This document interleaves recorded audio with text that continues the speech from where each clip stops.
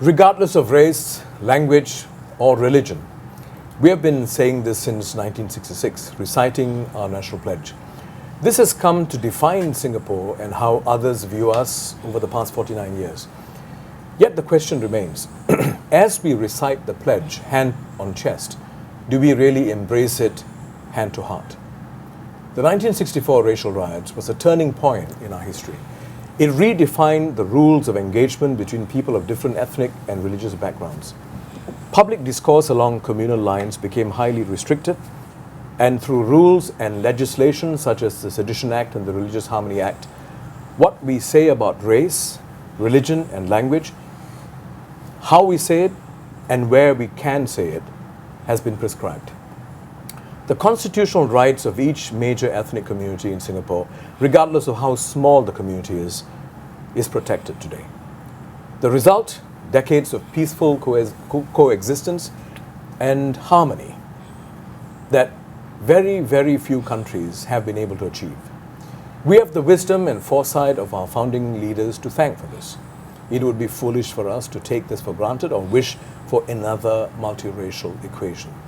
Yet, we have to ask, while ethnic and religious harmony was the primary focus in the past 50 years, going forward, is this enough? Do we not need to go beyond tolerance and be more accepting of the differences? If our primary focus remains harmony, will we end up compromising social cohesion? Some people think so.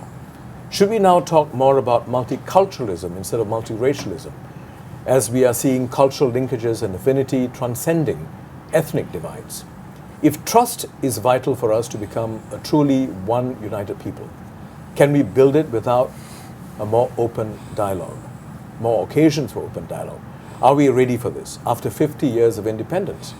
These are inconvenient questions which we cannot sidestep as we embark on the next phase of our journey as a nation, in a globalized world where tried and tested rules are constantly being suspended.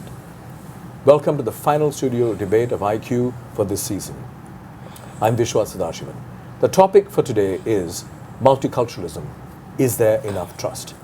To help us fathom this complex and sensitive subject, I have three panelists. First, Ho Kwon Peng, Executive Chairman of Banyan Tree Holdings and Chairman of the Board of Trustees of Singapore Management University, SMU.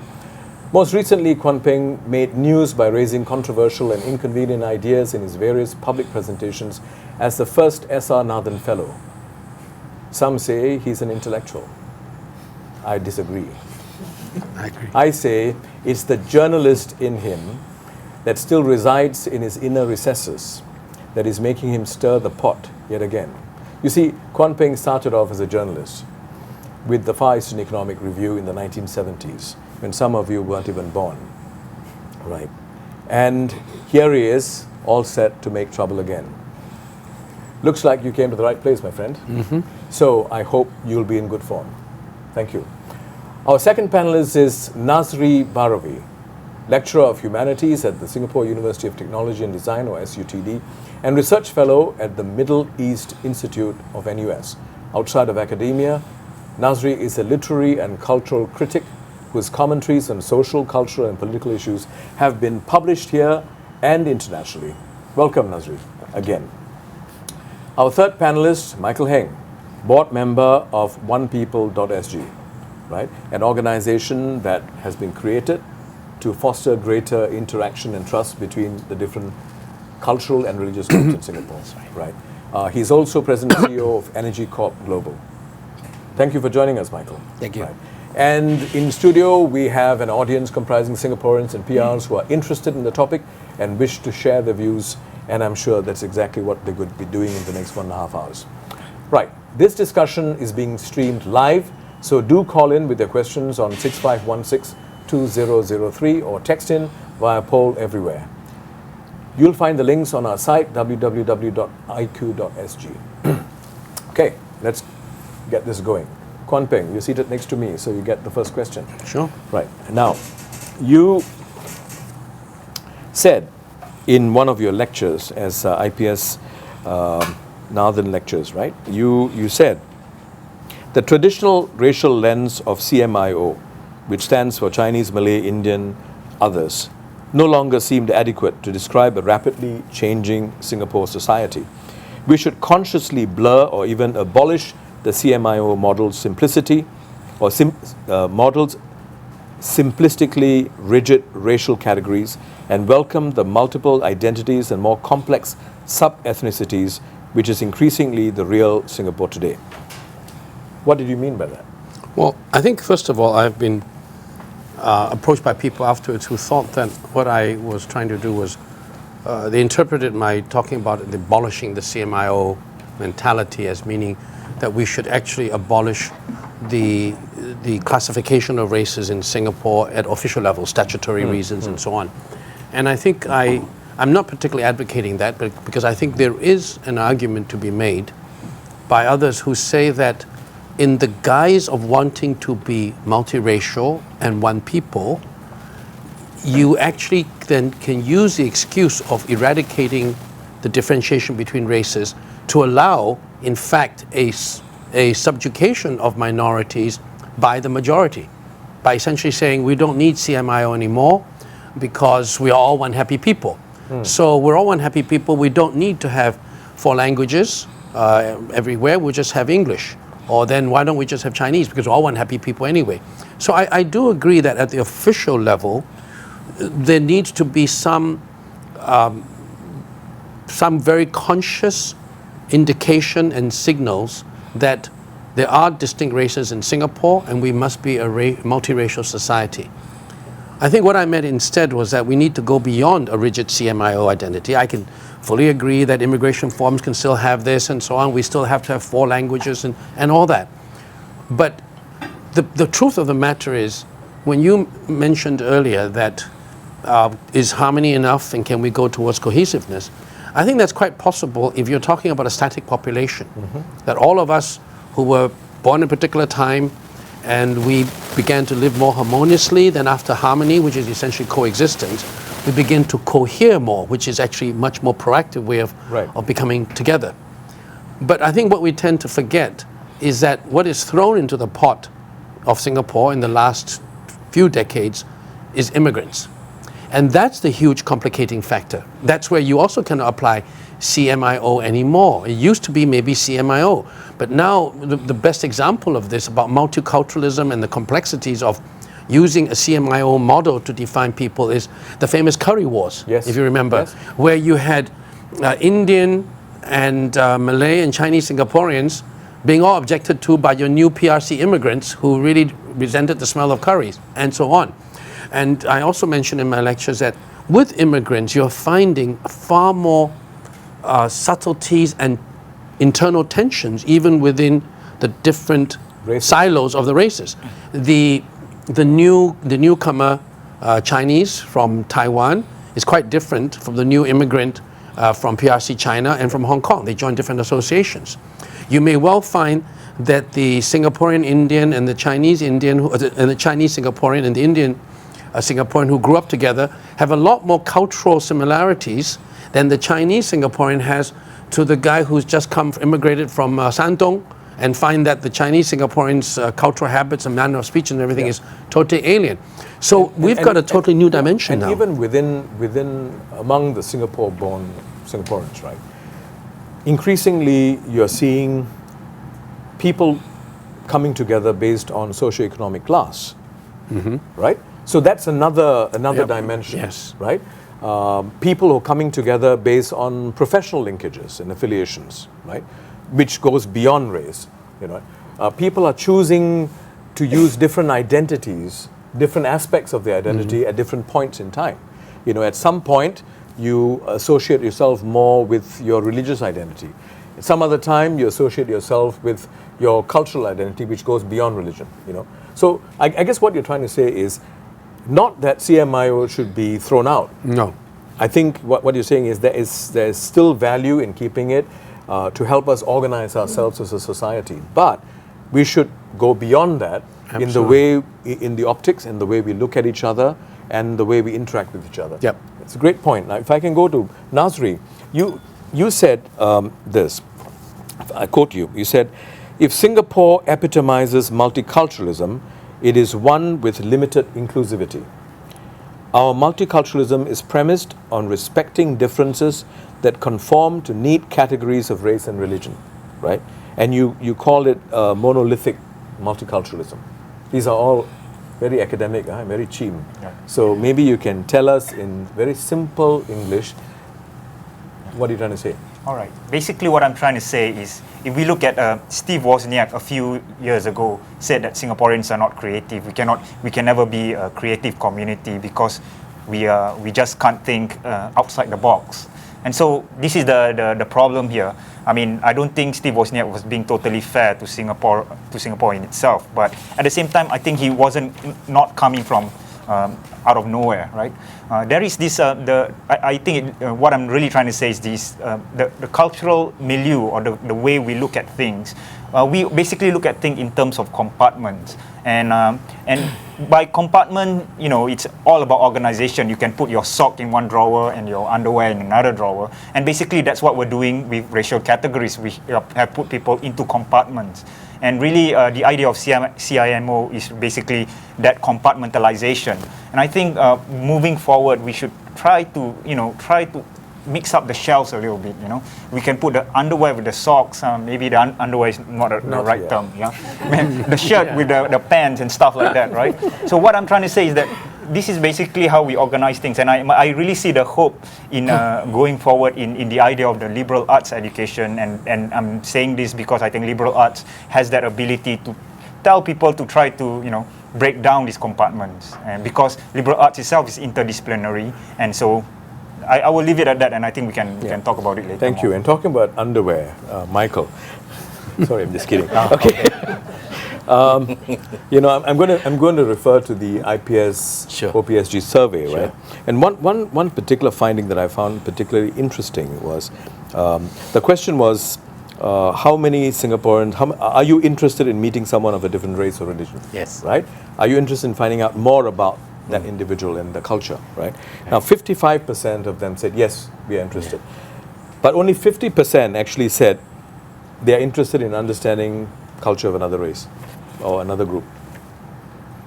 Yes. I mean, that's very correct. I mean, what you mean is 50% are not interested. Right.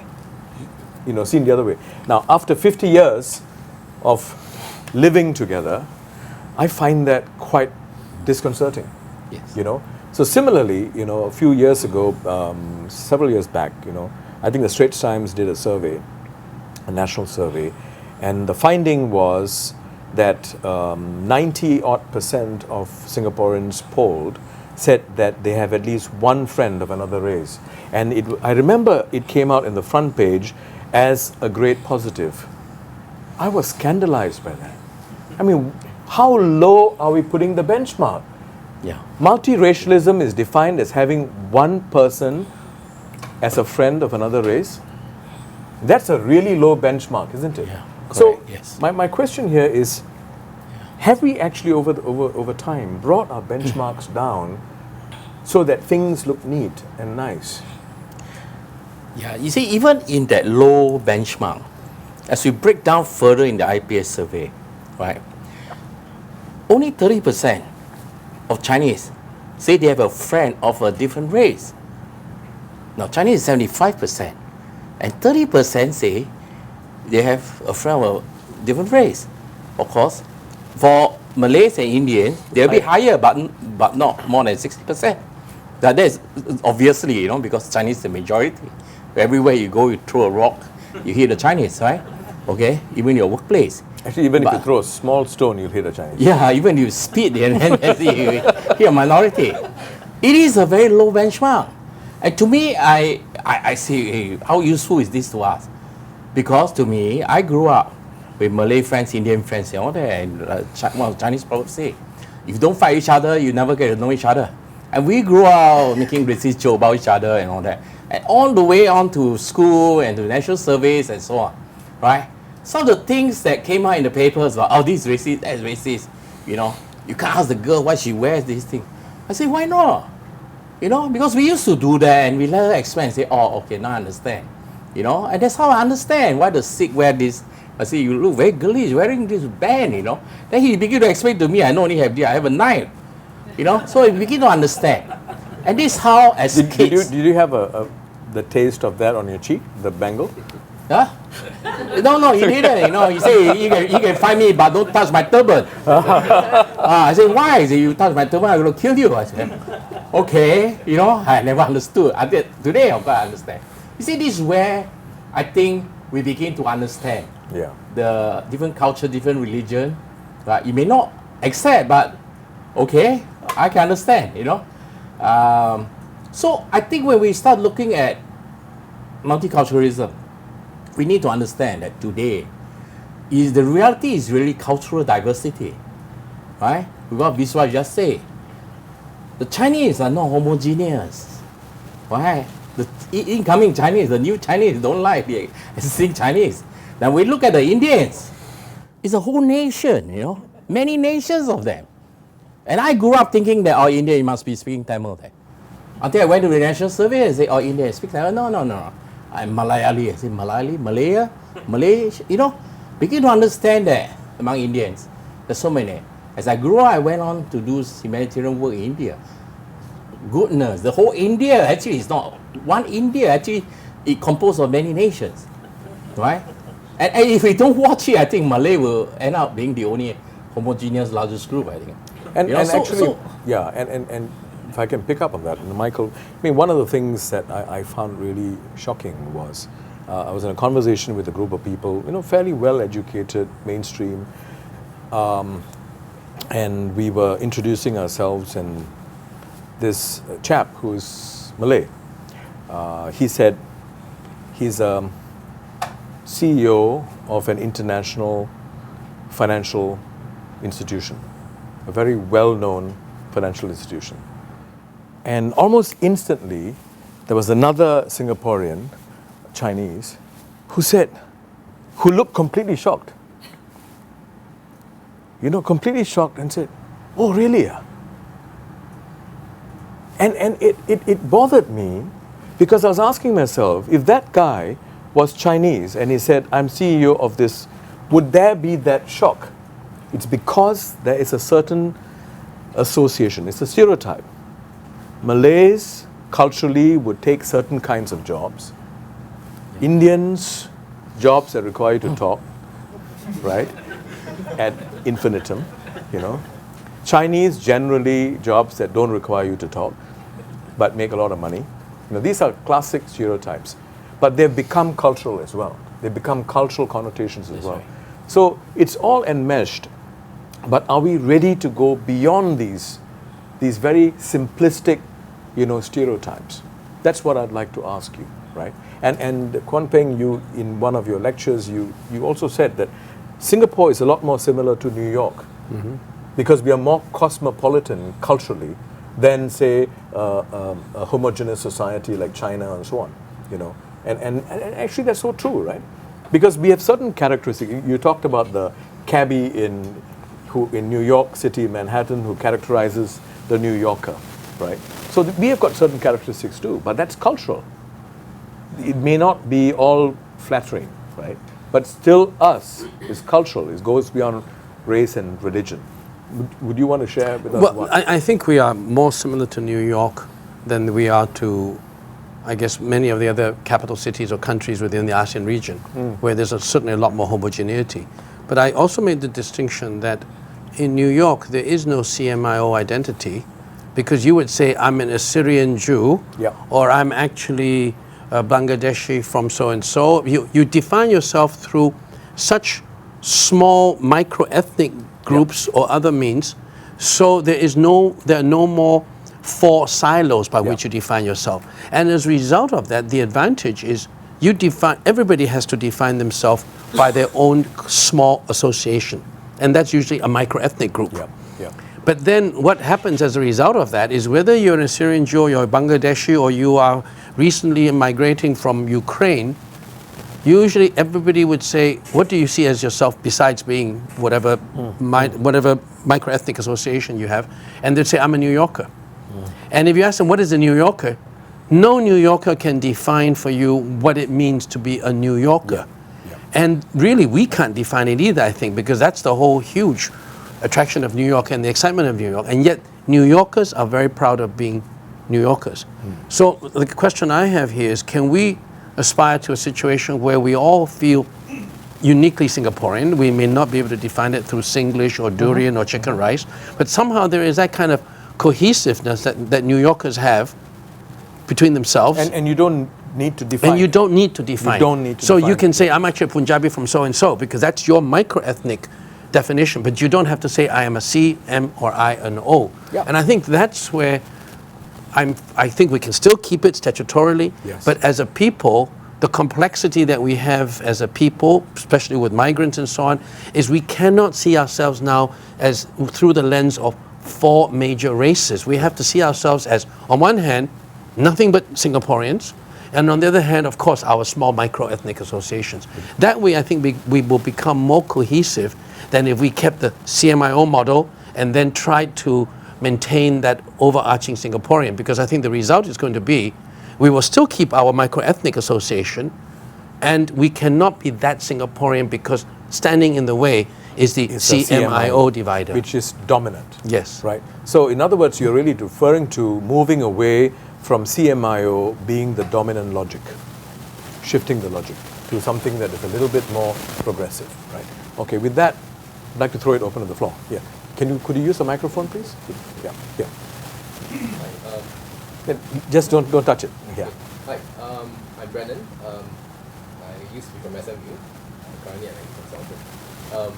So you mentioned New York and its comparison with Singapore. What I realized is the thing about New York's culture is that culture in... Sorry, could you use this mic? Yeah. Can I... Yeah. Switch. Yeah. Okay. Could you start again, if you don't mind? So hi, I'm Brennan. Used to be from SMU. Currently an IT consultant.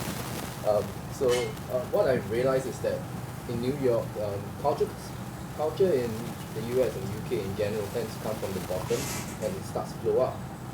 Whereas the thing about Asia is culture starts from the top and flows down. Yep. Yeah. So that is actually symptomatic in our music industry. I mean, I was reading an article the other day on Sanho and China Wine, and the guy was actually explaining that the blogger was explaining that 3 microphones. Very sorry about this. Yeah. Okay. And the blogger was explaining that the problem with Asia is that we tend to just like splurge a lot of money from the top to actually sell a culture, whereas in the States and in the UK it tends to be okay, you have like these guys who are doing something in the basement, and then it starts to become hip-hop and this kind of new cultures, even a mashup of cultures. So you have like many different kind of categorization as a result. So moving forward, do you see Singapore becoming more like from the roots up kind of mixed mash of culture? Something like what we have at the moment, like Peranakan, the Peranakan culture, or would you see something like the government going like, okay, you know what, this is what I think is Peranakan culture, and that's it, full stop.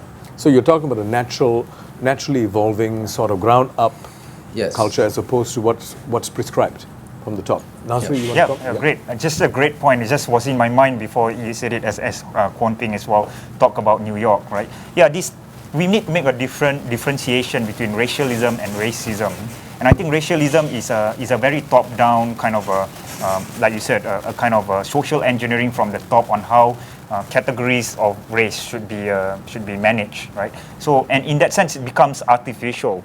Racism, on the other hand, comes from the ebbs and tides of how people live their lives, right? And so you have the common thing about both of these things is that you ascribe a certain ethnic trait to something. Like just now we talk about all the stereotypes. But what I want to say here is that moving forward, we should not think about how we should social engineer the way we live lives anymore. What we should be really looking at is like what you said, right? Basically the attitude towards how we should treat others. And I think that's the difference between cosmopolitanism and multiculturalism. Multiculturalism has this idea of coming down from the top, telling you how you should be, and then go be in that box, right? And So, what is this? What's the implication of this for some of the government policies that are already in place, right? For example, you've got the ethnic integration policy, you know, the racial quotas in HDB estates. There's a good intention behind it, Yep. but it may have unintended outcomes, right? That it increases racialization, right? SAP schools, it increases racialization. The self-help ethnic groups like Sinda, Mandaki, and so on. Very good intentions, but again, if they continue, it could have unintended. I mean, we continue to remain stuck in this mold, right? What's your view? Should we move, Michael? Should we? I kind of disagree with Kwok Ping that you should keep the CIMO. I think it is time after 50 years, right? We should start moving away from CIMO because the CIMO no longer makes sense. Okay, the huge cultural diversity out there, right, means that we have to recognize how do we manage the different culture, right? Because we no longer see each other by our race. Okay, so we really need to look at culture not in a unidimensional manner, but it's a canvas. Okay, and if we look at a canvas, at the national level, if there's a national crisis, we find that we are pretty strong. SARS, JI, you know, right? You find that even when the transport break down, we don't start pointing finger, we don't rush and say, hey, you, go back. We don't react racially. And that speaks a lot, you know. Yeah. I mean, other than you go to a hawker center, people separate, reserve with some tissue paper and all that. But what I'm trying to say is that we need to be ready to be bold, take the risk, right? To say how do we like it, not tomorrow, and say let's reduce it. Okay. Let's say we are Singaporean, but hey, who are you? If you have a Malay Muslim, why can't you have a Malay Christian? Michael, For example, I started out totally agreeing with you, and in my lecture I gave the same view. I still agree that we should move beyond CMIO, but in terms of abolishing it completely, how I changed my mind, and I think I'm actually exhibiting a behavior pattern I spoke about called Chinese privilege, or the majority race privilege. A majority race looks at an issue sometimes quite differently, even as a liberal, than a member of a minority. So here we are, the majority race, the Chinese, and we say, we're all one happy people. So let's not talk about the need to have Malays and Indians and others. Let's just get rid of CMIO. And that's sort of a typical majority race sort of liberal privilege. And when I started advocating that, the one big happy family, we're beyond race, etc., a number of my minority friends actually said to me that they think it's a great aspiration. Yeah. And that's, as a people, we should move beyond that. We should talk more freely about more sensitive issues. But they made a good point. If government ever said, let's abolish CMIO, they would really be worried. Yeah. Because they could see that as an excuse and the slippery end of a slope whereby a government comes in and says, we're all one happy people, let's not talk about the need to send a signal that there is a Malay minority and there is an Indian minority, and that could be seen as a device that begins to create, if essentially erode the distinctions and the need for a policy which, as all of us know, Singapore clearly did not have an assimilationist policy. It was integration. Not everybody, it was integrationist. Yeah. And integration also meant each racial group would be encouraged to pursue their own individuality and, in some ways, their separateness from each other. And that we were not to be assimilated all right. into one big happy family. I'd like to hear the views of the audience on this matter. This is a very important point that's been raised. Yes. Can I just respond? Quick one.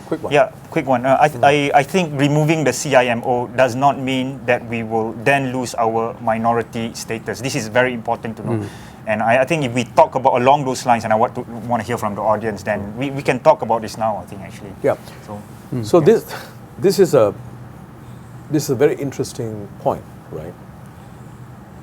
If you take CMIO out of the equation and say we are all one happy people, will it result in the minority communities' rights and status being eroded, where the dominant culture actually, the logic of the dominant culture then takes center stage?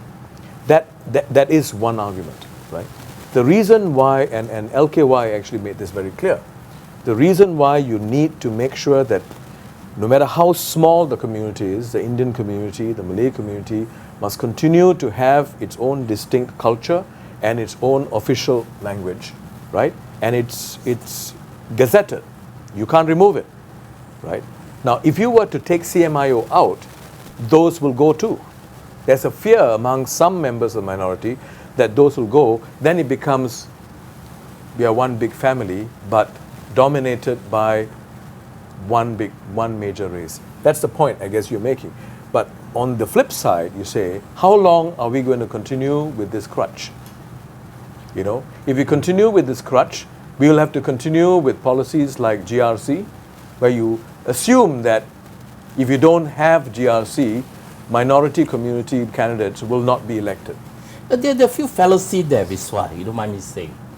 The Chinese does not want to assimilate the Indians or the Malay. Right? It is not in the Chinese psyche to assimilate other people. You just look at the minorities in China itself. It is not in the Chinese psyche. I don't think the Malays want to assimilate other people also. So when we say that, we must remember, get back to the 60s. Why do we say that? You have the Malays, the Indians, the Chinese. It's because of the politics of race that's across the other side. But today, while the other side continue to have the politics of race, we have gone far beyond. You look at our business organization, our community organization, our RCs, our grassroots, right? We elect people who are capable irrespective of race. We are not saying that race is not important, but that in most 99% of times as we sit there and relax, you sit beside somebody of a different race. Why do we bother? We don't. You see?